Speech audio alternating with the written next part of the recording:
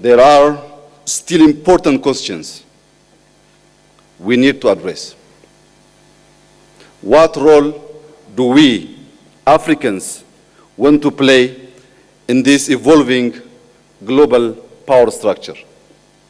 And how do we become key players in the distribution of economic power?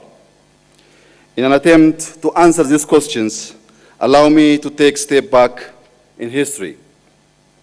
Africa is where modern humans arose. Our ancient kingdoms and empires were home to many significant inventions and innovations, particularly in agricultural techniques, in the use of medicinal plants, and in the construction of impressive architectural structures, all being a testament to Africa's important contributions to the world civilizations in critical areas such as science, technology, and education. However, our continental path towards greater achievements and progress was disrupted by colonialism. The strategic approach of the colonial powers was centered around dismantling the core essence of our nations, undermining our knowledge, our spiritual and cultural heritage, replacing our ancient education systems with Western-style education that was introduced as being superior. Even though Ethiopia dealt colonialism a heavy blow at the Battle of Adwa, attempts to undermine Ethiopia's unity by exploiting our diversity to perpetuate ongoing conflicts continued throughout the centuries.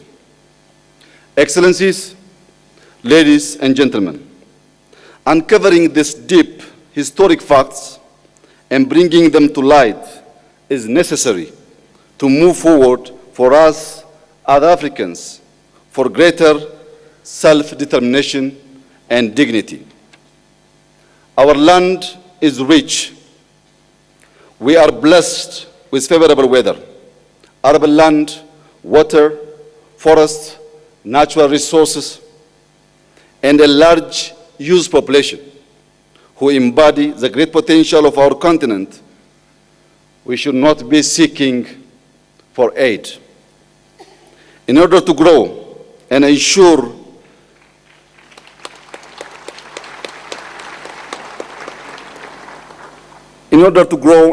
sustainable development, education is key. In the last 5 years, Ethiopia has made significant progress towards universal access to education. We have built over 30,000 kindergartens and primary schools. We are heavily investing in secondary schools and TVETs to ensure quality and skills development as well as meet labor market needs. Today, new technologies and innovative learning models can help our continent leapfrog into the future. Technology has taken learning beyond the classroom. Artificial intelligence is delivering personalized learning tailored to children's needs by breaking down cultural and language barriers. Such advancements will allow our youth to unleash their entrepreneurial spirit, problem-solving skills, and determination to overcome challenges on Africa's development path. But we all know that one of the major factors affecting education systems are investments and financial constraints. Our financing needs are growing due to climate change and the cost of living crisis, among others. Debt is a burden. Inequalities in the international financial architecture makes access to finance inadequate and expensive. The world needs to internalize the fact that the population projection of Africa in 2015 is 2.5 billion people, making us the most populous continent in the world. Africa's rise should be important to the entire world. We need to grow. We need to build infrastructure, assure food security, strengthen our health and education systems, and create jobs. All of this requires long-term financing. While I renew my call to all major financial agencies to consider the realities of today's world, and particularly for middle and low-income countries, allow me to draw your attention on some of the opportunities our continent has for the Africa we all want. First comes Africa's thriving digital economy. Majority on the continent have phones, and mobile data is rapidly growing. We are starting to produce large data sets that the AI system require to allow us to learn, make prediction, inform our policies, and act. Having a robust Pan-African data governance strategy aligned with the principles of Agenda 2063 will boost the continent's competitiveness, ensure productive cross-border data flow, and protect individual rights. In addition, increasing infrastructure connectivity between our countries by building roads, airports, ports, rail networks, pipelines, and communication networks will link communities, increase trade, and enable economic integration.